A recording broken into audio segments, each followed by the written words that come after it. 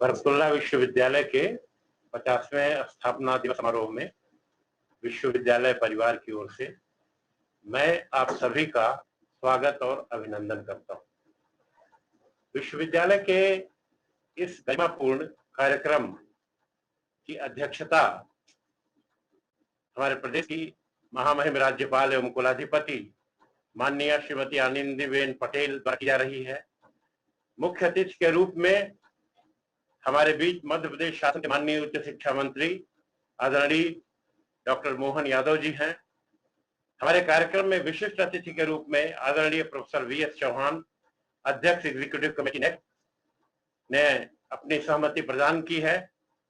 हमारे बीच आदरणीय professor RJ Rao, कुलपति बरकतुल्लाह विश्वविद्यालय भोपाल एवं आदरणीय डॉक्टर बी भारती, कुलसचिव बरकतुल्लाह विश्वविद्यालय उपस्थित है।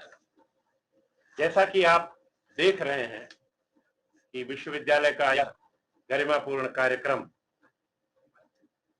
सभी के सहयोग और आशीर्वाद से यहाँ पर संपादित किया जा रहा है। हमारे साथ हमारे सम्मानित अतिथि जुड़ चुके हैं, माननीय मंत्री जी जुड़ चुके हैं, हमारे विशिष्ट अतिथि जुड़ चुके हैं एवं महामहिम कुलाधिपति महोदय का आगमन अभी कुछ ही क्षणों में हो रहा है। हम अपने साथ जुड़े हुए सभी अतिथियों का स्वागत, अभिनंदन और वंदन करते हैं। अभी महामहिम कुलाधिपति महोदया के आगमन के पश्चात औपचारिक रूप से आज के कार्यक्रम का समारंभ किया जाएगा। हम महामहिम के बहुत अनुग्रहित हैं कि उन्होंने हमारा आमंत्रण स्वीकार किया और इस कार्यक्रम में सक्रिय रूप से आयोजन हेतु दिशा निर्देश प्रदान किए। अनेक लोग ऑनलाइन माध्यम से इस कार्यक्रम में जुड़े हुए हैं। हम विश्वविद्यालय परिवार की ओर से सभी का स्वागत एवं अभिनंदन करते हैं। कुछ ही क्षणों में महामहिम कुलाधिपति महोदया हमारे बीच उपस्थित होंगी। उसके पश्चात कार्यक्रम के अगले चरण के रूप में हम गतिविधियों का क्रियान्वयन करेंगे। जैसा कि प्रायः सभी को विदित है कि यह इस विश्वविद्यालय की स्थापना 1 अगस्त 1970 को हुई थी और इस वर्ष 1 अगस्त को 50 सफल वर्ष हमारा विश्वविद्यालय पूरा कर रहा है और एक हम स्वर्ण जयंती समारोह के रूप में इस स्थापना समारोह का आयोजन कर रहे हैं।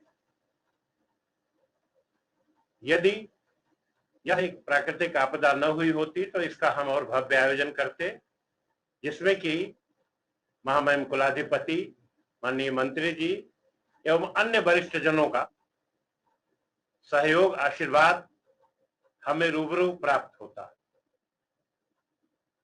कुलाधिपति महोदय का आगमन अभी कुछ ही क्षणों में हो रहा है। हमारे मुख्य अतिथि माननीय उच्च शिक्षा मंत्री जी डॉक्टर मोहन यादव जी जुड़ चुके हैं। उनका मैं स्वागत और अभिनंदन करता हूं विश्वविद्यालय परिवार की ओर से। और अभी कुछ ही क्षणों में हम कार्यक्रम का शुभारंभ मां सरस्वती के वंदन एवं माननीय कुलाधिपति महोदय की अनुमति से शुरू करने जा रहे हैं। कुछ ही क्षणों की बात है, महामहिम का आगमन होने का संकेत हो चुका है। कुछ ही क्षणों में वो हमारे बीच में उपस्थित होंगी।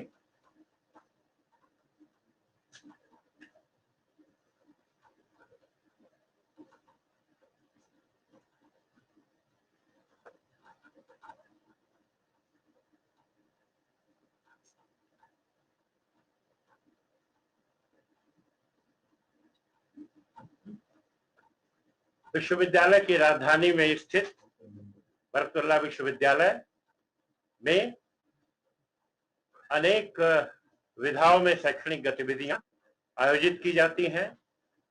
विश्वविद्यालय का राष्ट्रीय स्तर पर अपना एक अलग स्थान है। यहाँ से शिक्षित विद्यार्थी प्रायः देश और विदेश में अनेक सम्मानपूर्ण पदों पर अपनी सेवाएं दे रहे हैं। उसके माध्यम से विश्वविद्यालय के प्रतिनिधि के रूप में वे अपना नाम रोशन कर रहे हैं। हमारा विश्वास है कि वर्तमान नेतृत्व के सहयोग से विश्वविद्यालय की जो संकल्पना है वो पूरा होगा और विश्वविद्यालय उपलब्धियों के नए मापदंड स्थापित करेगा।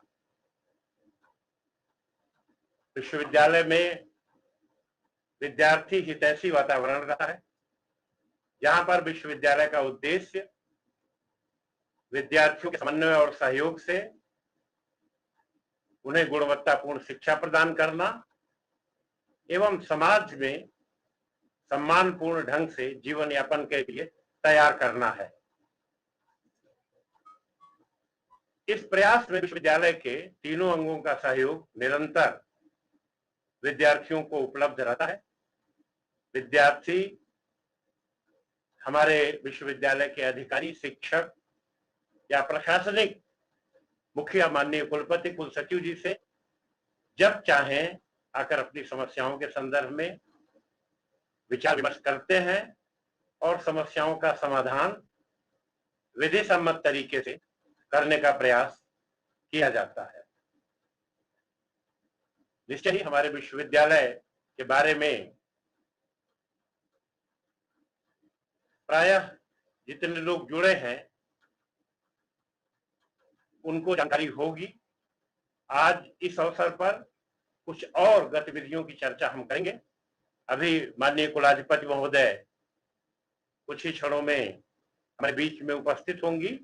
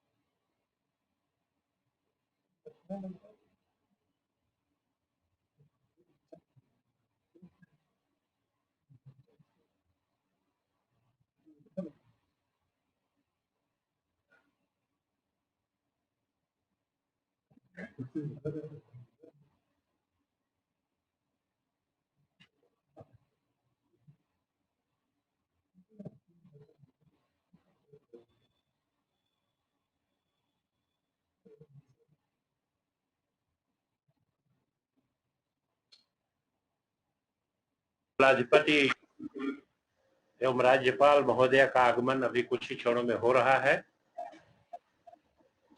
उसके बाद हम औपचारिक रूप से आज के कार्यक्रम का आरंभ माननीय की अनुमति से करेंगे।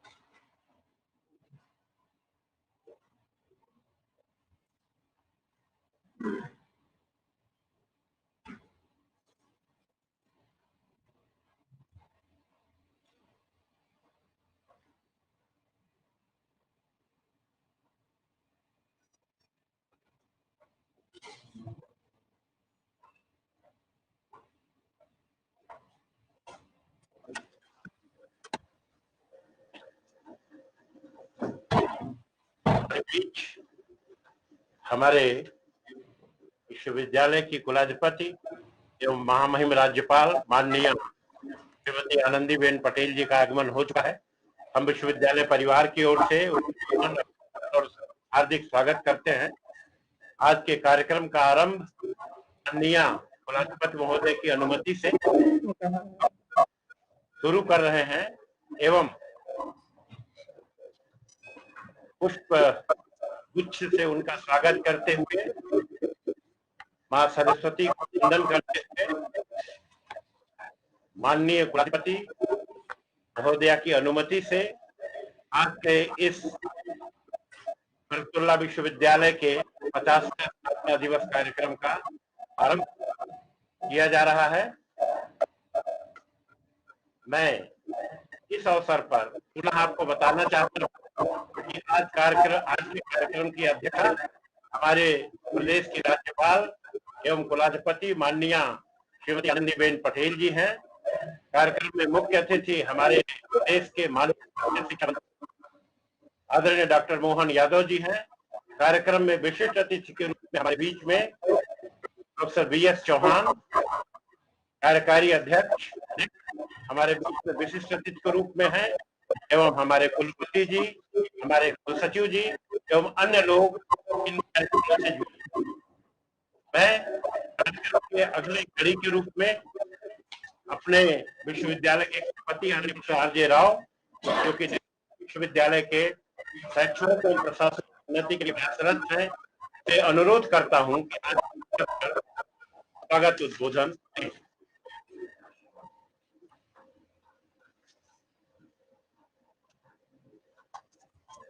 Respected Madam and her assistant, Shri Mohan Yadavji, Minister of Higher Education, Government of Madhya Pradesh, Professor V.S. Chauhan, Registrar Barkatullah University.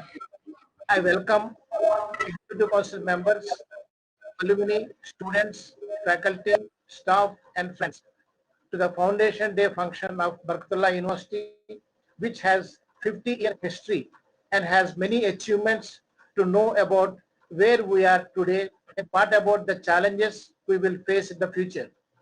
This is a moment that allows us to consider what our aspirations have been over the years, reflect on 50 years of growth, greatness, celebrate all that we have achieved together, and aspire at again. A success is never final.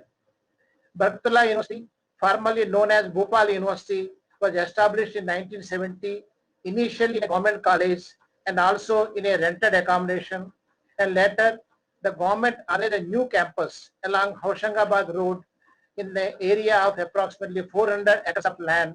In 1988, the name of the university has been changed as Barkatullah Vishwavidyalaya in the living memory of the great freedom fighter Professor Barkatullah, who belonged to Bhopal. University is led by 17 chancellors and 29 vice chancellors during this 50 years journey. I am the 29th vice chancellor appointed by Honorable Chancellor Madam in September 2018. University has grown during these 50 years with financial support of government and University Grant Commission during different planned periods. At present, university covers almost full spectrum of higher education, offering courses in its affiliated colleges and university teaching departments in different faculties. Territorial jurisdiction of the university extends to 7 districts, namely Bhopal, Sihor, Vidisha, Raisen, Hoshangabad, Harda, and Raigad. More than 3.5 lakh students are studying in Barkatullah University. When we analyze the academic activities of the university, we can better understand BU's growth over the past half century after foundation of the campus and subsequent development. Barkatullah University has now become a research university in the country. The university departments were funded by major research funding agencies of the country. We have important strategic challenges related to our goals for supporting students for the life of our community and extending our engagement with our communities. When we look ahead, we also inspire in 2 essential ways. First, we seek to expand our work as a national model for others on approaches to helping students succeed. Second, using our research capacity, we will tackle critical challenges faced by the society and all humanity in general. We have just completed our self-study for the upcoming NAAC assessment and we are implementing our new strategic plan. We know we must continue our work to develop a more diverse faculty and staff, infrastructure, and academic atmosphere to be ranked and assessed high grade. In order to improve the quality of performance and delivery of the activities of various departments of the university, the total quality management process has been initiated. We feel proud to announce that Barkatullah University might be the first university in the country who has adopted the total quality management process for quality improvement. First and half year of my joining as Vice Chancellor of this university would be recognized as significant in the recent history of Barkatullah University. In this period, many academic activities have been initiated, conducted and proposed. New courses have been initiated for the benefit of students, research projects to faculty members and fellowships to registered students have been given. External funds have been received from funding agencies like ROSA, UGC, World Bank, etc. The IQAC was rejuvenated and all academic activities have picked up momentum, and new chairs for research have been established for conducting advanced research activities in the university. We have planned for establishment of international level sports complex, common instrumentation facility, new buildings like examination building, international yoga center, remote sensing center in the university. We have made untiring efforts to take care of the needs of our students and employees. We are trying to resolve the problems of students on a real-time basis by using ICT facility. Measures have also been taken to conduct examination in healthy atmosphere and follow the academic calendar. We seek to educate our students and advance research in areas that meet national and global needs. We continue to build an entrepreneurial climate for economic development. The 50th anniversary has given us a chance to reflect on our growth, where we are today, and our aspiration for the future. Success is never final. However good we are, we can always improve. We are now building on the foundation laid by our founding generations. The National Education Policy 2020, a key piece of academic policy, was passed by the government. Barkatullah University will adopt this policy and work for the better future of the students. My best wishes on this 5 years Golden Jubilee Day of Barkatullah University for all. Thank you very much. And I am just requesting Madam to, we are going to show a small video film of our Barkatullah University, and I request start.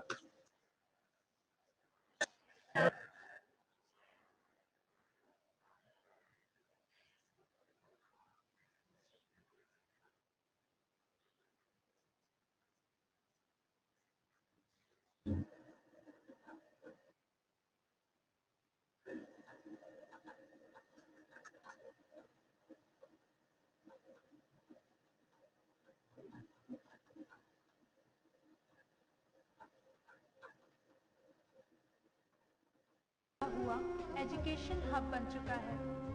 यहाँ अन्य प्रमुख शैक्षणिक संस्थानों में से एक है बरकतुल्लाह विश्वविद्यालय। वर्ष 1971 में स्थापित होशंगाबाद रोड पर स्थित यह विश्वविद्यालय स्वतंत्रता संग्राम सेनानी प्रोफेसर बरकतुल्लाह उपाली के नाम से सुशोभित है। विश्वविद्यालय का कार्यक्षेत्र प्रदेश के 8 जिले तक फैला है। कुल 480 संबद्ध महाविद्यालयों के साथ यह विश्वविद्यालय बड़ी आदिवासी जनसंख्या तक उच्च शिक्षा की धारा को पहुंचाता है। प्राकृतिक सौंदर्य से आच्छादित विश्वविद्यालय परिसर 380 एकड़ में फैला है। विश्वविद्यालय की प्रशासकीय गतिविधियों का केंद्र है सत्य भवन। प्रति वर्ष 217 पाठ्यक्रमों के 3.5 लाख से ज्यादा विद्यार्थियों के प्रवेश, नामांकन, परीक्षाएं एवं समय पर परिणामों की घोषणा आदि कार्यवाही का संचालन इसी भवन से होता है। विश्वविद्यालय परिसर में उच्च शिक्षा हेतु 10 संकायों के अधीन 29 शैक्षणिक विभाग एवं संस्थान स्थापित हैं। जीव विज्ञान संकाय में उच्च शिक्षा तथा अनुसंधान हेतु animal house, wet lab, culture growth, plant extract आदि आधुनिक सुविधाएं उपलब्ध हैं। भारत सरकार के डिपार्टमेंट ऑफ बायोटेक्नोलॉजी द्वारा डीबीटी आईपीएलएस बिल्डर प्रोग्राम तथा बायो इन्फॉर्मेटिक सेंटर के अंतर्गत विशेष अनुदान प्राप्त है। भौतिकी विज्ञान संकाय में अत्याधुनिक मटेरियल सिंथेसिस एवं कैरेक्टराइजेशन की सुविधा उपलब्ध है। भारत सरकार ने department of science and technology, university grants commission, department of atomic energy के द्वारा अनुसंधान योजनाओं के माध्यम से बहुमुखी अनुदान प्रदान किया है। विभिन्न प्रयोगशालाओं में प्रत्यक्ष प्रशिक्षण दिया जाता है। ख्याति प्राप्त विद्वान शिक्षकों द्वारा इंटरैक्टिव पद्धति से विषय की गहनता को समझाया जाता है। विधि संकाय में इंटीग्रेटेड पाठ्यक्रम भी चलाए जाते हैं। विधि संकाय से काफी छात्र ऑल इंडिया मूड कोर्ट में सफल प्रदर्शन करते हैं। सामाजिक मुद्दों से जुड़े विभिन्न पहलुओं संबंधी उच्च शिक्षा प्रदान करने हेतु समाज शास्त्र संकाय के अंतर्गत साइकोलॉजी, सोशियोलॉजी, रीजनल प्लानिंग एवं विमेन्स स्टडीज विभाग स्थापित है। वाणिज्य तथा कला संकाय वित्त, विभिन्न भाषाएं, संस्कृति के विषय में उच्च शिक्षा का अवसर प्रदान करते हैं। सतत शिक्षा तथा योगा के क्षेत्र में भी विश्वविद्यालय में स्वर्णिम संधि उपलब्ध है।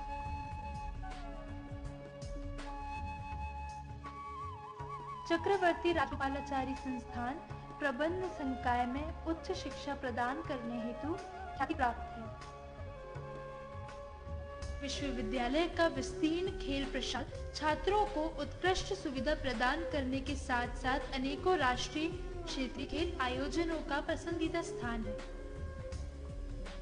परंपरागत खेलों के अलावा साहसिक क्रीड़ा गतिविधियों को भी प्रोत्साहन दिया जाता है। राष्ट्र के उत्थान हेतु स्किल्ड मैन पावर प्रदान करने में यांत्रिकी संकाय की महत्वपूर्ण भागीदारी है। छात्रों को उत्कृष्ट शिक्षा देना, करियर गाइडेंस और उनकी समस्याओं के निराकरण हेतु समस्त शिक्षक, अधिकारी एवं कर्मचारी तत्पर रहते हैं। उच्च शिक्षा अध्ययन और अनुसंधान के लिए सुसज्ज केंद्रीय ग्रंथालय बनाया गया है। यहाँ पर 90,000 किताबें, 5,000 ऑनलाइन जर्नल्स और असंख्य थीसिस उपलब्ध हैं। सभी विभाग कार्यालय में ऑप्टिकल फाइबर से इंटरनेट सुविधा दी गई है। विश्वविद्यालय परिसर में विद्यार्थियों के निवास हेतु 3 बालिका और 3 बालक छात्रावास हैं। सौहार्दपूर्ण एवं सुरक्षित वातावरण में छात्राएं निवास करती हैं। सभी छात्रावास वार्डन द्वारा छात्राओं से सुसंवाद बनाने का प्रयास किया जाता है।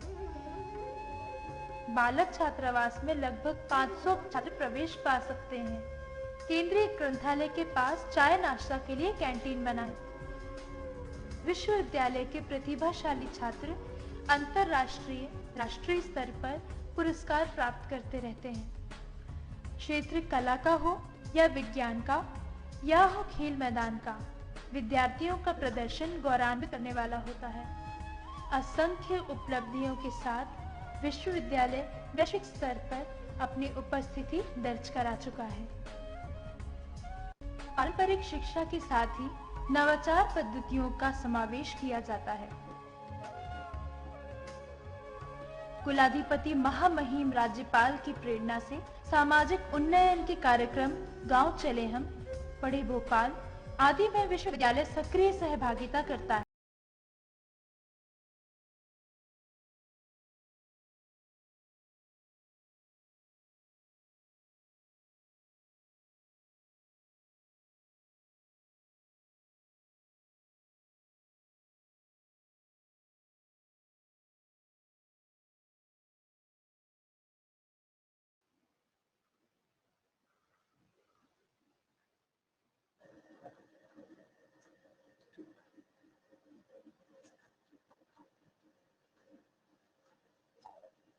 अभी आप लोगों ने माननीय कुलपति जी का उद्बोधन विश्वविद्यालय के बारे में सुना। संक्षेप में उन्होंने विश्वविद्यालय की विकास यात्रा के बारे में हमारे अतिथियों और जो भी लोग जुड़े हैं उनको जानकारी दी तथा एक लघु फिल्म के माध्यम से विश्वविद्यालय में संचालित होने वाले गतिविधियों की एक झलक आपको देखने को मिली। कुलपति जी ने अपने उद्बोधन में भविष्य की चुनौतियों का जिक्र किया और अनेक मुद्दों को छुआ है। आशा है कि विश्वविद्यालय से परिवार से जुड़े सभी अंगों के लोग विश्वविद्यालय में गुणात्मक विकास के लिए प्रतिबद्धता एवं समन्वय के साथ कार्य करेंगे और आने वाले दिनों में विश्वविद्यालय के महत्व को राष्ट्रीय स्तर पर स्थापित करने में अपना योगदान देंगे। हमारे बीच आदरणीय BS चौहान साहब, अध्यक्ष एग्जीक्यूटिव कमेटी नेक उपस्थित हैं। आपने सक्रियता एवं सकारात्मक रूप के साथ देश के उच्च शिक्षण संस्थाओं को नेक मूल्यांकन हेतु प्रेरित किया है। पूर्व में भी आप हमारे विश्वविद्यालय में एवं राजभवन में आयोजित नेक संबंधी कार्यशाला में आपने हमें मार्गदर्शन दिया है। हम आदरणीय प्रोफेसर चौहान से अनुरोध करते हैं कि इस अवसर पर अपना उद्बोधन देने की कृपा करें। आदरणीय professor Chauhan. Honourable governor Madhya Pradesh, आपको नमस्कार। आपकी आज्ञा से और doctor Mohan Yadav, minister higher education Madhya Pradesh, मेरे मित्र प्रोफेसर राव, सब फैकल्टी के स्टूडेंट और स्टूडेंट जो जुड़े हुए हैं और जो भी हितैषी है यूनिवर्सिटी के जो इस माध्यम से जुड़े हुए हैं, मैं संक्षिप्त में थोड़ा सा कुछ आप लोगों से शेयर करना चाहूँगा। सबसे पहले मैं कहना चाहूँगा कि मुझे बहुत खुशी है कि आपके यूनिवर्सिटी की उम्र 50 साल हो गई। 50 साल किसी भी उम्र में और किसी भी लाइफ में देखें तो बहुत इम्पोर्टेंट, कहीं इसको गोल्डन जुबली बोलते हैं, कहीं कुछ और नाम से लिया जाता है। तो 50 साल ऐसा है कि इसमें खुशी का भी बहुत मौका है, मगर इसमें रिफ्लेक्शन का भी बहुत ज्यादा मौका है।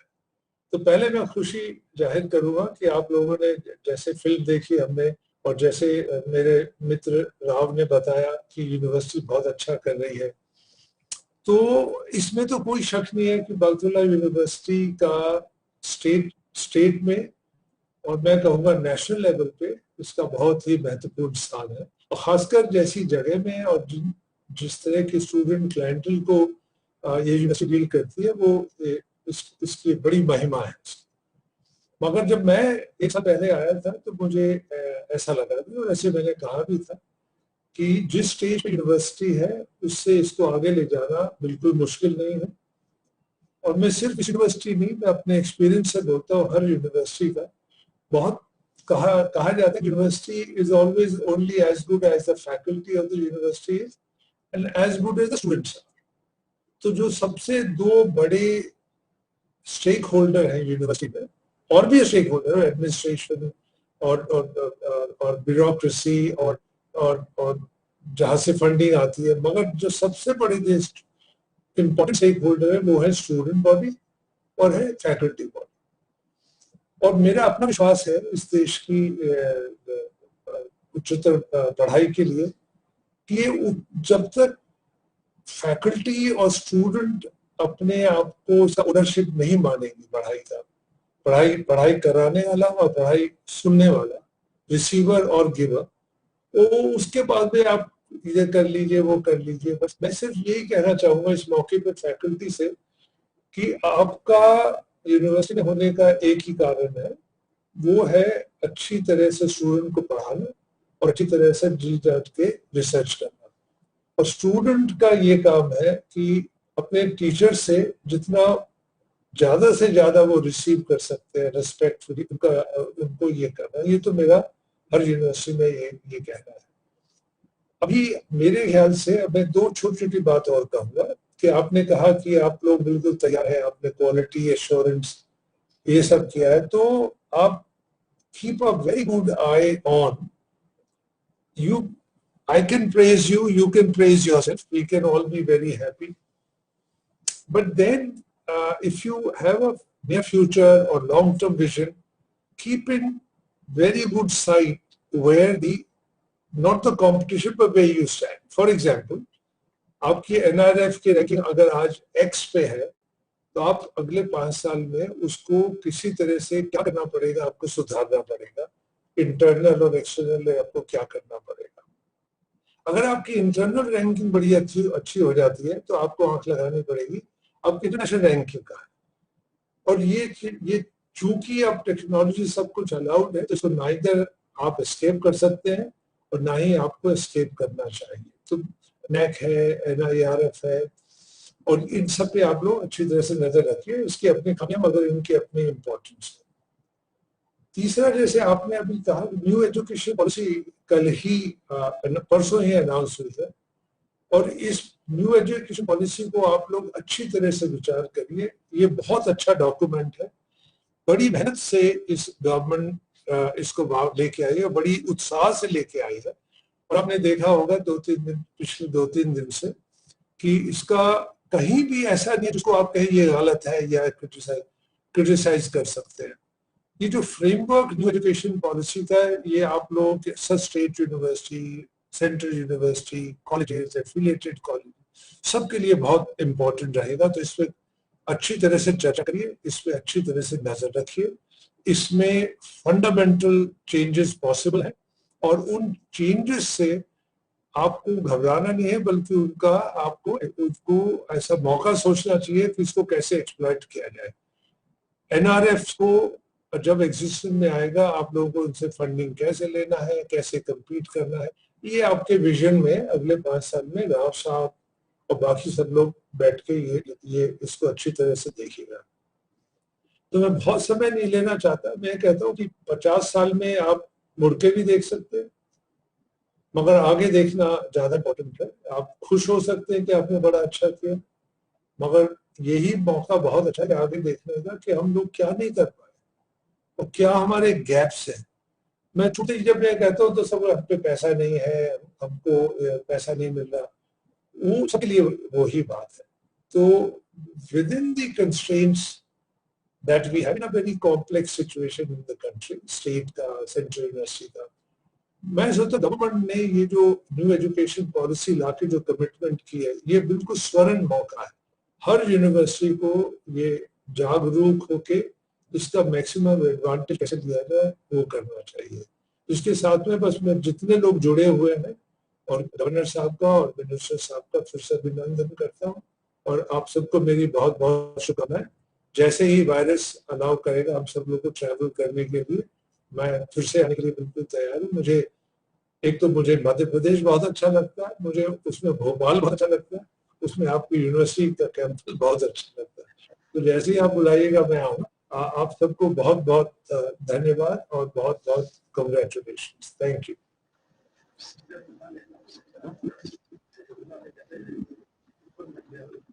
हमारे बीच प्रदेश सरकार के युवा एवं ऊर्जावान माननीय उच्च शिक्षा मंत्री आदरणीय डॉक्टर मोहन यादव जी उपस्थित हैं। आप उज्जैन क्षेत्र के विधायक के रूप में अपने विकासोन्मुख कार्यों के लिए जाने जाते हैं। आपके उच्च शिक्षा विभाग के दायित्व संभालने से उच्च शिक्षा से जुड़े लोगों में आशा एवं विश्वास जागृत हुआ है। मैं माननीय मंत्री जी को सादर उद्बोधन के लिए आमंत्रित करता हूं। माननीय मंत्री जी।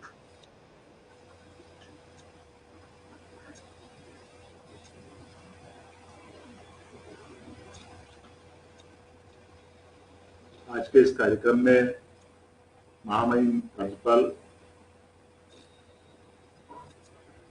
बरकतुल्लाह यूनिवर्सिटी के कुलपति डॉक्टर राव, विशेष अतिथि माननीय चौहान साहब, सर्वप्रथम मैं बरकतुल्लाह विश्वविद्यालय के विद्यार्थियों, कर्मचारियों, शिक्षकों, अधिकारियों, कार्यदर्शकों, सभी को 50वीं जयंती की बधाई देता हूं।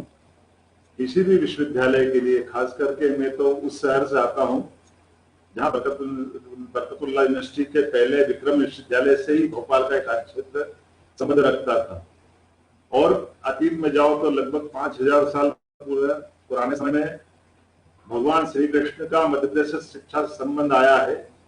ऐसे हमारे शैक्षणिक वातावरण से जुड़े हुए इस नए परिवेश में, खास करके बरकतुल्लाह यूनिवर्सिटी के इस सौभाग्यशाली अवसर पर मैं अपने आप को भी गौरवान्वित मानता हूं और उम्मीद करता हूं कि किसी भी विश्वविद्यालय के लिए अगर स्वर्ण जयंती अवसर पर बोला जाए तो उसके लिए भविष्य की शुभकामना तो जो है, लेकिन उससे ज्यादा उसके अतीत का आनंद जिसके भरोसे से वो आज तक यहाँ तक सफर करता आया है, हम सब वो महसूस कर सकते हैं। और खास करके इस नाते से भी कि जब किसी विश्वविद्यालय ने चहुमुखी विकास किया हो, स्वतंत्रता सेनानी बरकतुल्लाह जी के नाम पर स्थापित इस विश्वविद्यालय ने अपने लिए तमाम वो सारी यादें जोड़ी है जिसके माध्यम से कोई विश्वविद्यालय अपने आप पे गर्व कर सकता।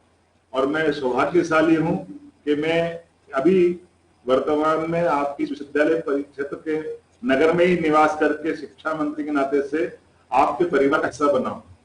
हमारी महामहिम के आशीर्वाद से शैक्षणिक परिवार के लिए जो चहुमुखी विकास की जो संभावना बनी है, मैं उसके लिए भी अपने आप को कृतार्थ मानता हूं और मैं धन्यवाद भी देता हूं उनके मौजूदगी से, जब आज हमारा गरिमा में 4 चांद लगे। मैं उम्मीद करता हूं आने वाले समय में, जैसा कि माननीय चौहान साहब ने बहुत अच्छी बात कही है कि हम अतीत में देखें तो हम अपनी उपलब्धियों से गर्व कर सकते हैं, लेकिन आगे भविष्य की बात करें तो बहुत सारी चुनौतियां भी हमारे सबके सामने, और वो व्यक्ति के नाते नहीं, अगर जब संस्था हो तो संस्था के नाते से तो वो जवाबदारी हमारी गुना आगे बढ़ जाती। जैसे जब बरकतुल्लाह यूनिवर्सिटी खुली होगी तब एकदम से वो एक अपने पुत्र के नाते से अपना जन्म लेकर आई, तब 1 से 2 विश्वविद्यालय होंगे, लेकिन आज विक्रम विश्वविद्यालय, बरकतुल्लाह यूनिवर्सिटी या इन सारे शासकीय विश्वविद्यालयों के आसपास देखें, नजर डालें तो हमको कई और प्राइवेट सेक्टर से चुनौतियां मिलती दिखाई दे रही है। अर्थात हमारा समय, आने वाला समय अब हमको और चौकन्ना होकर के चौमुखी दृष्टि डालने पर सावधानी की तरफ भी ध्यान देता है और विकास की तरफ भी लालायित करता है। शासन के द्वारा जब पोषित अपने इन विश्वविद्यालयों के लिए भविष्य की बहुत सारी उम्मीदें जब आपके पास समेट करके विद्यार्थियों का भविष्य आपके हाथ में देते हैं तो हमको दोहरी जवाबदारी की तरफ बढ़ना पड़ता है। एक जवाबदारी हमको वो वंचित वर्ग जो प्राइवेट सेक्टर में जाकर शिक्षा अध्ययन नहीं कर पाता, वो आप ही निर्भर करता है। उसके लिए आप संपूर्ण माँ बाप की भूमिका में शैक्षणिक जगत के नाते से विश्वविद्यालय का जो रोल होता है वो रोल आप अदा करने के लिए आगे बढ़ते हैं। लेकिन एक तरफ वो देखें कि जो अपनी साधन संसाधन से भी बढ़ता है लेकिन आपको चुनौती देता है। ऐसे दोहराए के रास्ते पर चल करके जब हम विश्वविद्यालय को आगे ले जाने की बात करेंगे तो निश्चित रूप से वर्तमान संसाधन के माध्यम से हमको दूरगामी दृष्टि से और उन्नतशील राह पकड़नी पड़ेगी। मेरी अपनी ओर से आपके लिए आगामी भविष्य की भी शुभकामना है और मैं सदैव आपके साथ हूँ। मुझे बहुत प्रसन्नता है आज ये अवसर मुझे दिया है। मैं राव साहब कुलपति जी का भी आभारी हूँ, कार्य परिषद के सभी सदस्यों का, और चूंकि कोरोना के काल के कारण से हमारी सीमाएं थोड़ी सीमित थी, लेकिन उसके बावजूद भी आपने गरिमामय कार्यक्रम को अपने भाव से बहुत अच्छी ऊंचाइयां दी है। और ये आज का कार्यक्रम नहीं है, हो सकता महीने 2 महीने में जब कोरोना काल थोड़ा थमेगा तब हम और अच्छे से कार्यक्रम भी कर पाएंगे। मैं महामहिम राज्यपाल के साथ उस कार्यक्रम में आने का अपना सौभाग्य मानूंगा। एक बार फिर मैं आपके प्रति मंगल कामना देता हूँ, शुभकामना देता हूँ। उम्मीद करता हूँ आपका ये स्वर्ण जयंती वर्ष आगे जाकर के 2000 साल बाद भी बरकतुल्लाह का अपना पौधा विशाल बरगद की तरह, बंगाल के पेड़ की तरह हमको एहसास कराता रहेगा, जो आजीवन लगातार ऊर्जा देकर प्रकृति में अपना स्थान बनाकर परमात्मा स्वरूप रहे। मेरी शुभकामनाएं। बहुत बहुत धन्यवाद।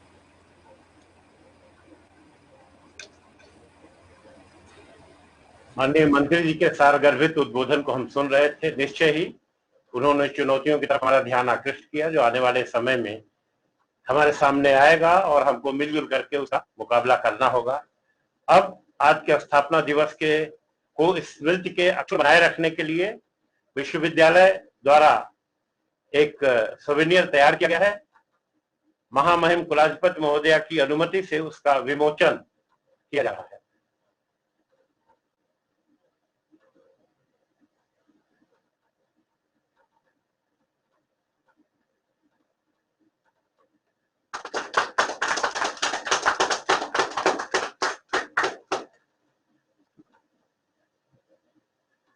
जैसा कि मैंने पहले भी बताया, हमारे बीच आज के कार्यक्रम की अध्यक्षा माननीय कुलाधिपति एवं राज्यपाल आदरणीय श्रीमती आनंदीबेन पटेल उपस्थित हैं।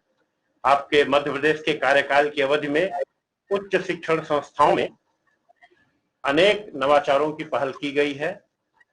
आपका प्रयास रहा है कि शिक्षा को समाज से जोड़ा जाए, जिसके लिए आपका सतत मार्गदर्शन प्रदेश के उच्च शिक्षण संस्थाओं को मिला है।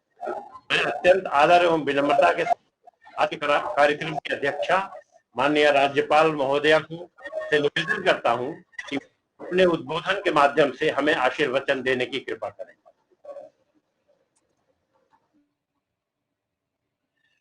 मध्य प्रदेश के माननीय उच्च शिक्षा मंत्री डॉक्टर मोहन यादव जी, नेक के चेयरमैन डॉक्टर BS चौहान जी, विश्वविद्यालय के कुलपति प्रोफेसर RJ राव, सभी अध्यापकगण, सभी अधिकारी और कर्मचारीगण और सभी प्रिय विद्यार्थियों,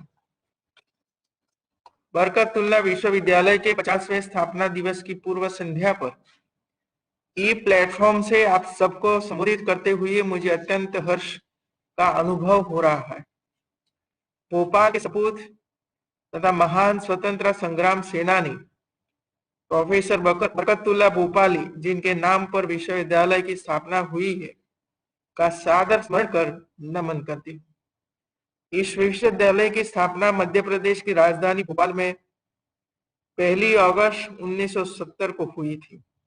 प्रसन्नता है कि विश्वविद्यालय स्थापना के उद्देश्यों को पूरा करने में सफल रहा है। भोपाल एवं आसपास के जिले में निवासरत युवाओं को उच्च शिक्षा ग्रहण करने का सुलभ अवसर प्रदान कर रहा है। समाज में महिलाओं के महत्व को ध्यान में रखकर महिला अध्ययन विभाग भी संचालित किया जाना प्रशंसनीय है।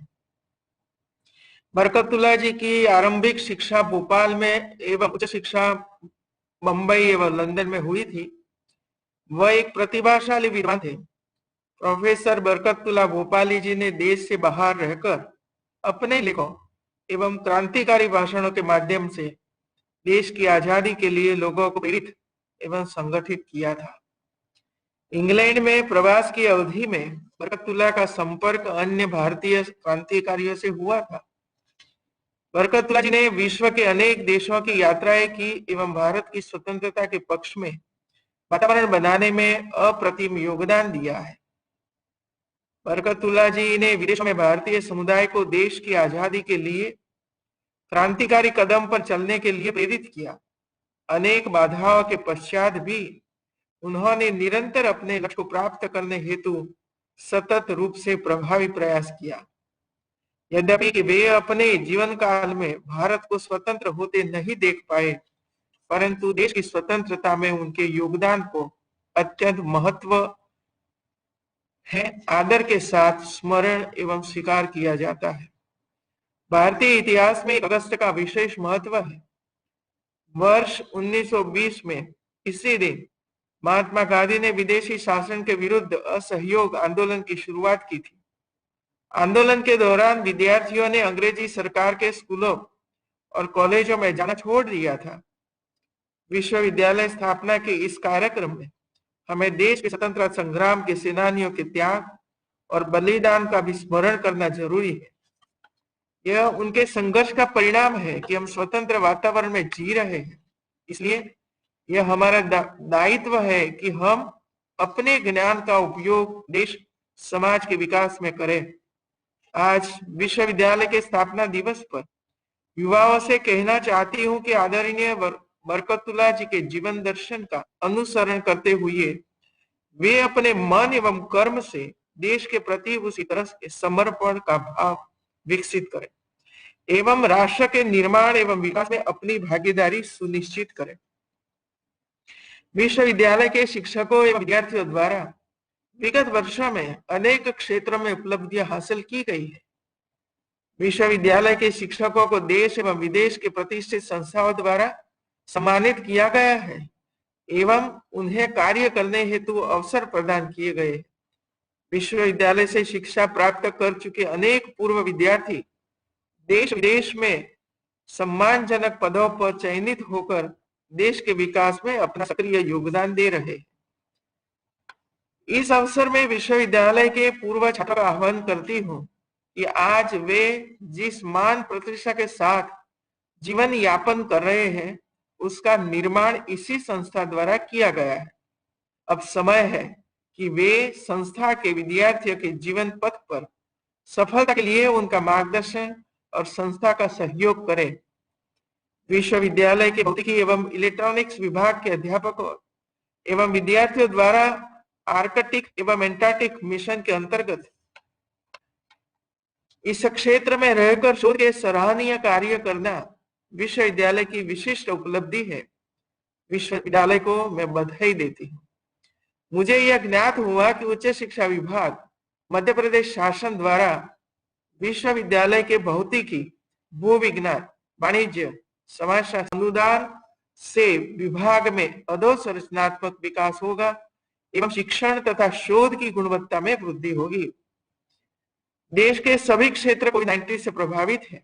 लगभग 5 महीने के अधिक समय से कोरोना संक्रमण विश्व को अपनी चपेट में लिए हुए है। इस संकट ने मनुष्य के अस्तित्व को चुनौती दी है। भारत भी इससे बुरी तरह प्रभावित है। देश अपने स्तर पर बखूबी चुनौती का सामना कर रहा है। हमारे विश्वविद्यालयों पर इसका गहरा प्रभाव पड़ा है। शिक्षण व्यवस्था को इस दौरान नए सिरे से सोचने की आवश्यकता पड़ी है। ऑनलाइन टीचिंग के महत्व और वेबिनार के आयोजनों को शैक्षणिक गतिविधियों में और अधिक प्रभावी बनाया जाना समय की मांग है।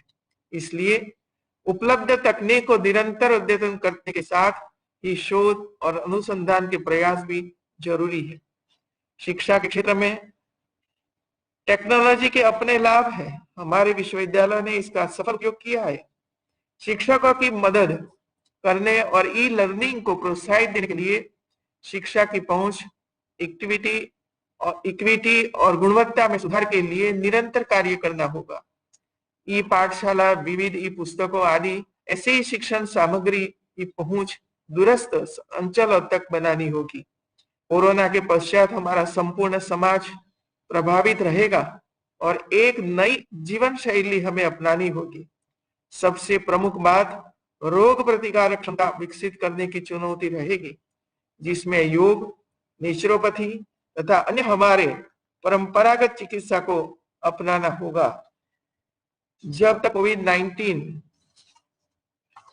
की कोई कारगर वैक्सीन नहीं बन जाती, तब तक हमें कोरोना को साथ में लेकर ही जीना होगा तथा समाज के प्रत्येक वर्ग को सुरक्षित बनाना होगा। अब समय आ गया है जब हम इस बारे में फिर से सोच विचार करें कि कुशलता केवल कार्यालय में बिताया जाने वाला समय नहीं हो सकती। हमें ऐसे मॉडल्स के बारे में सोचना होगा जहां उत्पादकता और कुशलता उपस्थिति के प्रयास से ज्यादा मायने रखती हो।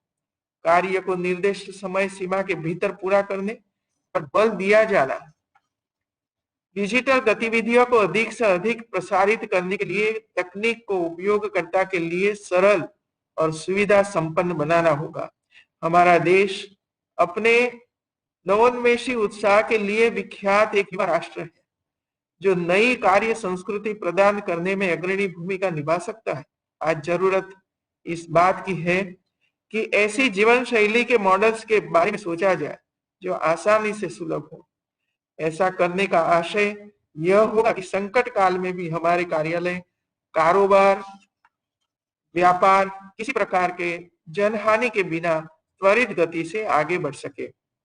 हमें ऐसे बिजनेस मॉडल्स विकसित करने होंगे जो गरीबों, सबसे कमजोर लोगों और साथ ही साथ हमारे पर्यावरण की देखरेख को प्रमुखता देते हो।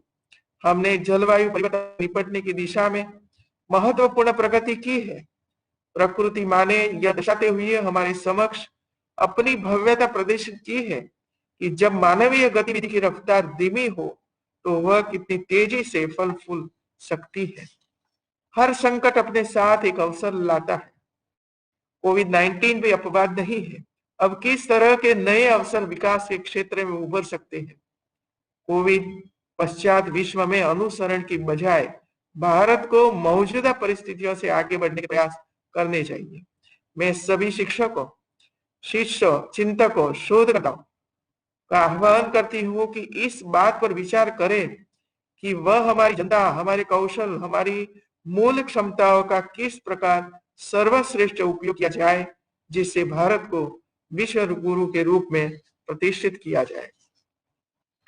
कोविड-19 हमारे समक्ष प्रोफेशनल और पर्सनल प्राथमिकताओं में संतुलन कायम करने की नई चुनौतियां लाया है। चाहे कुछ भी हो, फिटनेस और व्यायाम के लिए जरूर समय निकालें। अपनी शारीरिक और मानसिक तंदुरुस्ती को बेहतर बनाने के साधन के तौर पर योग का भी अभ्यास करें। आज के दिन मैं विश्वविद्यालय के लोगों को यह याद दिलाना चाहती हूँ कि वे अपने कार्यों का पुनरावलोकन करें, पुनः अवलोकन करें एवं अपने कार्यों की गुणवत्ता में वृद्धि हेतु निरंतर प्रयास करें। मैं आपसे आशा करती हूँ आप संस्था के प्रति प्रतिबद्धता विकसित करते हुए अपनी भूमिका को सुनिश्चित करेंगे एवं संस्था तथा देश के विकास के लिए अपना अधिकतम योगदान देंगे। मैं आज स्थापना दिवस की पूर्व संध्या पर विश्वविद्यालय परिवार के सभी अंगों को बधाई देती हूँ। इसके साथ ही साथ शिक्षकों एवं विद्यार्थियों से यह आह्वान करती हूँ कि आने वाले दिनों में शिक्षा को अधिक समाज उपयोगी बनाया जाए, जिससे हमारे युवाओं में मूल्यों, मानकों एवं उत्तरदायित्व के प्रति गंभीरता से अपनी भूमिका की समझ हो, उसके जीवन में, इसके अनुसार जीवन में कार्य की दिशा और दशा को सुनिश्चित करें। केंद्र सरकार ने नई नीति डिक्लेयर कर दी। बदलती जरूरतों के अनुसार राष्ट्रीय शिक्षा नीति में बदलाव की आवश्यकता लंबे समय से महसूस की जा रही थी। नई शिक्षा नीति का उद्देश्य प्राथमिक स्कूली शिक्षा से लेकर कॉलेज की उच्च शिक्षा तक समय की मांग के अनुसार पाठ्यक्रमों में बदलाव करके अंतरराष्ट्रीय स्तर पर युवाओं के लिए प्रतिस्पर्धात्मक वातावरण तैयार करना, उच्च शिक्षा में विश्वविद्यालय अनुदान आयोग, अखिल भारतीय तकनीकी शिक्षा परिषद जैसे विभिन्न नियामक अभी देश में कार्य कर रहे हैं, जिससे भ्रम की स्थिति बनी रहती है। इन्हें एक ही छत के नीचे लाने का निर्णय भी सही दिशा में लिया गया फैसला है। इससे न केवल निर्णय लेने में तेजी आएगी, बल्कि पारदर्शिता भी आएगी। नई राष्ट्रीय शिक्षा नीति की सबसे बड़ी विशेषता 2030 तक 100% युवा और प्रौढ़ साक्षरता की प्राप्ति करना है। उच्चतर शिक्षा में वर्ष 2035 तक सकल नामांकन अनुपात बढ़ाकर कम से कम 50% तक पहुंचाना है। उच्च शिक्षा में एक मजबूत अनुसंधान संस्कृति तथा अनुसंधान क्षमता को बढ़ावा देने के लिए एक शीर्ष निकाय के रूप में राष्ट्रीय अनुसंधान फाउंडेशन का सृजन किया जाएगा। इसके साथ ही चिकित्सा एवं कानूनी शिक्षा को छोड़कर समस्त उच्च शिक्षा के लिए अति महत्वपूर्ण व्यापक निकाय के रूप में भारत उच्च शिक्षा आयोग का गठन किया जाएगा। इसके अलावा देश में वैश्विक मानकों के सर्वश्रेष्ठ बहुविषयक शिक्षा के मॉडल के रूप में IIT, IIM के समकक्ष बहुविषयक शिक्षा एवं अनुसंधान विश्वविद्यालय स्थापित किए जाएंगे। वैश्विक महामारी कोरोना में वृद्धि होने के परिणाम स्वरूप ऑनलाइन शिक्षा को बढ़ावा देने के लिए सिफारिशों को एक व्यापक सेट को कवर किया गया, जिससे जब कभी और जहां कहीं भी पारस्परिक और व्यक्तिगत शिक्षा प्राप्त करने का साधन उपलब्ध होना संभव नहीं है। गुणवत्तापूर्ण शिक्षा के वैकल्पिक साधनों की तैयारियों को सुनिश्चित करने के लिए स्कूल और उच्च शिक्षा दोनों को ई शिक्षा की जरूरतों को पूरा करने के लिए डिजिटल कंटेंट और क्षमता निर्माण के उद्देश्य से एक समर्पित इकाई बनाई जाएगी। शिक्षा की गुणवत्ता में सुधार न आ पाने या विद्यार्थियों के कौशल विकास की दिशा में अपेक्षित नतीजे न आ पाने की बड़ी वजह शिक्षकों का नवोन्मेषी और नई जरूरतों के हिसाब से तैयार न होना रहा। नई शिक्षा नीति में इस बिंदु पर विशेष ध्यान दिया गया है। नई शिक्षा नीति के तहत अब छात्रों को पहले से तय विषय चुनने की बाध्यता समाप्त कर दी गई है। बोर्ड परीक्षाओं का तनाव भी खत्म कर दिया गया है। अब छात्र अपनी मर्जी से कोई भी विषय चुन सकता है। भौतिक विज्ञान का छात्र चाहे तो वह संगीत या इतिहास को दूसरे विषय के रूप में भी चुन सकता है। मुझे विश्वास है कि नई राष्ट्रीय शिक्षा नीति से स्कूली शिक्षा से लेकर उच्च शिक्षा के क्षेत्र में क्रांतिकारी एवं उद्देश्यपूर्ण परिवर्तन आएगा और ये परिवर्तन लाने की जिम्मेवारी अध्यापकों की, वीसी की और जो यूनिवर्सिटी में करता हरता है सब की है। इसीलिए मैं एक कहती हूँ कि सबसे पहले बदलाव हमारे में आना चाहिए, अध्यापकों में आना चाहिए, जो टीचिंग का काम करते हैं, जो बच्चों को पढ़ाने का काम करते हैं, जो बच्चों को सलाह सूचन मार्गदर्शन देने का काम करते हैं। कोई भी विषय पढ़ाने का तैयार होना चाहिए हमें। ऐसा नहीं कि मैं साइकोलॉजी पढ़ाता हूँ, इसे इकोनॉमिक्स नहीं पढ़ा सकता हूँ, वो नहीं पढ़ाओ तो वो नहीं पढ़ाओ। ये जो मानसिकता बनी है हमारे अध्यापकों की, वो छोड़ना पड़ेगा भाई। और जब हम छोड़ेंगे और स्टूडेंट्स जो चाहता हो कि वो मुझे पढ़ना है, वो पढ़ाने के प्रयास हमें करना पड़ेगा, यूनिवर्सिटी खोलना पड़ेगा। और इसीलिए मैं आप सबको ये बताती हूँ कि यूनिवर्सिटी नवी शिक्षण नीति का प्रेजेंटेशन तैयार करे। उच्च शिक्षा, टेक्निकल शिक्षण, कृषि, मेडिकल, इस सभी में क्या कहा गया है, कैसे परिवर्तन लाना है, इस सब का भी एक प्रेजेंटेशन होना चाहिए। ऐसा नहीं कि हम तो उच्च शिक्षा में है तो उच्च शिक्षा का ही करेंगे, लेकिन माध्यमिक, प्राथमिक, बेसिक एजुकेशन, उच्चतर माध्यमिक विभाग, वहां भी आपको इंटरेस्ट लेना चाहिए और वहां की प्रेजेंटेशन करो तो नीचे से कैसे कैसे हम बच्चे ऊपर लाएंगे वो भी आपको पता चलेगा। ट्रेनिंग पार्ट भी इसमें बहुत इंपॉर्टेंट है मित्रों, और इसी वजह से ट्रेनिंग ऑब्वियसली इसमें है। कई संस्थाएं बंद की है और नई संस्थाएं शुरू होगी, और नई संस्था में वो ही जो रहेंगे वो बदलेंगे नहीं तो भी कोई फायदा नहीं है। एग्जाम की पद्धति कैसी होनी चाहिए, ऑनलाइन एग्जाम, घर पर रहकर भी बच्चा पढ़ सकता है, ई लर्निंग, प्रवेश कैसे देना है, इसकी फी कैसे तय करना है, ग्रांट कहां से मिलेगी, कितनी मिलेगी, और ग्रांट का उपयोग विद्यार्थियों के हित में कैसी तरह हम कर सकते हैं, ये सब आपको बैठकर सोचना पड़ेगा। और इसी वजह से शिक्षा नीति लाइए, पोर्टल पर होगा, और मंत्रालय का नाम ही बदल दिया है, मानव संसाधन मंत्रालय।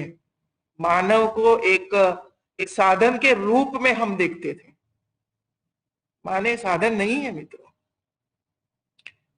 और इसीलिए मानव संसाधन मंत्रालय के बदले में शिक्षा विभाग मंत्रालय का नाम दिया गया है, जो शिक्षा का काम करता है, संस्कार देने का काम करता है। संस्कृति जो हमारी है, हमारी परंपराओं है, स्टूडेंट के साथ पहुंचाना है। हमारी भारत की जो परंपरा है, एकता, अनेकता में एकता का जो भाव है, राष्ट्रीय भाव है, ये सब इसमें शामिल नहीं करेंगे तो जो उसका लक्ष्य है, या तो हमारे जो नीति निर्धारण जिसने भी किया है, कस्तूरी रंजन जी, सबने मिलकर, ये सक्सेस नहीं होगा मित्रों। उसको सक्सेस हमें करना है। कटिबद्ध रहिए, तैयार हो जाइए मित्रों। सभी को सब कुछ काम करना पड़ेगा, सब कुछ सिखाना पड़ेगा, क्योंकि हमारी आर्थिक स्थिति ऐसी नहीं है कि कोई इतिहास लेता है तो इतिहास के लिए अभी एक कोई इतिहास वाला को बुलाइए और वो पढ़ाएगा। ये भी देखना पड़ेगा। हमारा देश तो गरीब देश है, अमेरिका जैसा देश नहीं है कि 10 स्टूडेंट्स के बीच में एक अध्यापक, या तो 1 स्टूडेंट्स के बीच में एक अध्यापक। ये हमारे यहाँ नहीं है मित्रों, और इसी वजह से हम ही जूझना पड़ेगा। और इसी वजह से आज आप आपका 50वां स्थापना दिन का सेलिब्रेशन कर रहे हो, तब तय करो कि नेक्स्ट ईयर, 1 साल में हम कितने बदले हैं, हमारी यूनिवर्सिटी कितनी बदली है, हमारे स्टूडेंट्स में हैप्पीनेस आया है। वो जब तक स्टूडेंट्स में हैप्पीनेस नहीं है, तब तक हमारा स्थापना दिन 50वां हो कि 100वां हो, कोई फायदा नहीं। स्टूडेंट्स की फरियादें, मैं तो यूनिवर्सिटी में आई हूं मित्रों, मैंने देखा है यूनिवर्सिटी का कामकाज। ये सब आपके सामने मैं कहना नहीं चाहती, हॉस्टल में गई हूं, स्टूडेंट्स को भी मैंने सुना था, लाइब्रेरी में मैं गई थी, देखा था, और इसके बाद सभी अध्यापकों के साथ एक मीटिंग भी की थी। ये दृश्य मुझे अभी याद है, और वहां कितनी चर्चाएं हम लोगों ने की थी, कैसी गलतियां हम कर रहे हैं, वो भी चर्चा हुई थी। तो इसी वजह से मैं आप सबको, आप पीएचडी धारक हो, काफी पेपर्स लिखे हैं, डिक्लेयर किए,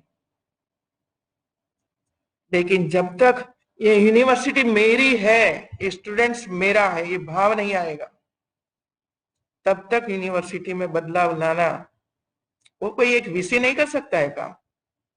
टीम बनकर काम करना पड़ता है, सहयोग करके काम करना पड़ता है, विचारों का शेयर करना पड़ता है, तब जाकर यूनिवर्सिटी आगे बढ़ती है मित्रों। मकान बन गए, बिल्डिंग हो गया, लेकिन विद्यार्थियों का बिल्डिंग हुआ, चारित्र का घर का निर्माण हुआ, एक आदर्श नागरिक बना, वही हमारा काम है मित्रों। तो आप सबको मिलकर बहुत खुशी हुई, और मैंने जो कहा प्रेजेंटेशन तैयार करना, शायद एक वीक के बाद में आऊंगी, उसी समय यूनिवर्सिटियों ने जो जो प्रेजेंटेशन किया होगा मेरा लेटर जाएगा सबके पास, हम सब मिलकर प्रेजेंटेशन देखेंगे और एक साल के लिए हम क्या कर सकते हैं यूनिवर्सिटी कॉलेजों में उसकी चर्चा करके नए सत्र से उसकी शुरुआत करेंगे मित्रों। धन्यवाद।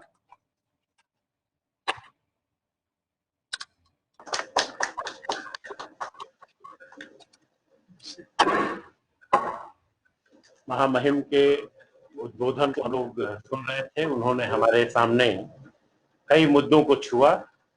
पोस्ट कोविड में देश में किस तरह के बदलाव लाने चाहिए, किस तरह शिक्षा का उद्देश्य गरीबों और कमजोर लोगों तक पहुंचना है, उनके जीवन में गुणवत्ता लानी है, जीवन शैली में किस तरह के बदलाव लाए जाएं कि हमारी इम्यूनिटी बढ़े, और नई शिक्षा नीति के संदर्भ में जो चुनौतियां हमारे सामने हैं उन चुनौतियों के लिए हम कैसे परिवर्तन के लिए तैयार रहें।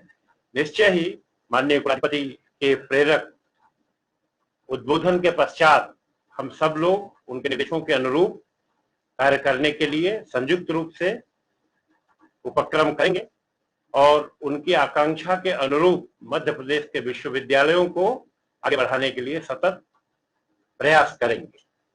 अब कार्यक्रम के अंतिम कड़ी के रूप में बरकतुल्लाह विश्वविद्यालय के कुल सचिव डॉक्टर बी भारती को धन्यवाद ज्ञापन के लिए आमंत्रित करता हूं। और यह संजोग है कि आज उनके कार्यकाल का अंतिम दिन है एवं वे कल से सेवानिवृत्त हो रहे हैं। Doctor B Bharti.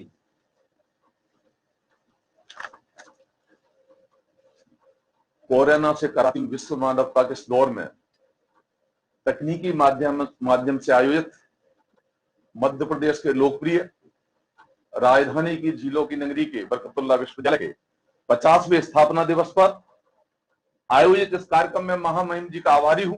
हम सौभाग्यशाली समझते हैं कि महामहिम जी का हमें पुनः मार्गदर्शन मिला, आशीर्वाद मिला। ठीक से याद है, रानी दुर्गावती विश्वविद्यालय जबलपुर में माननीय ने हमें उद्बोधन दिया, संबोधन दिया, मार्गदर्शन दिया।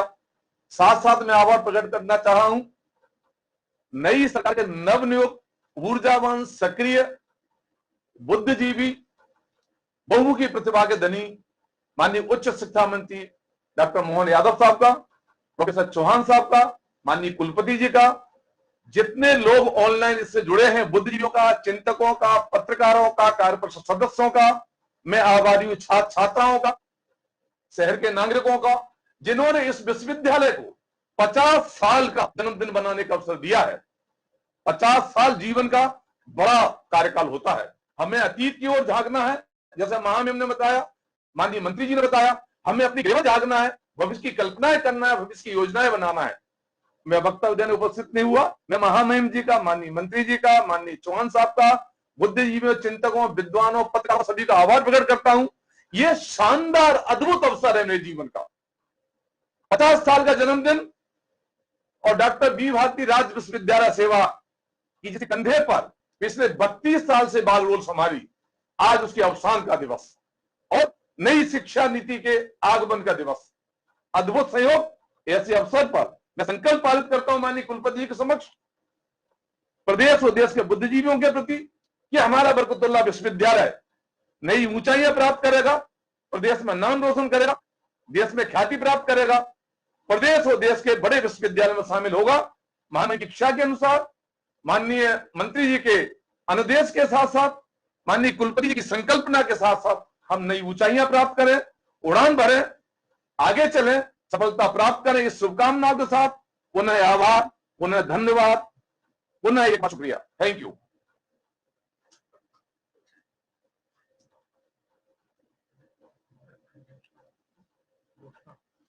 अब आदरणीय महामहिम कुलाधिपति महोदया के अनुमति से कार्यक्रम का समापन किया जा रहा है।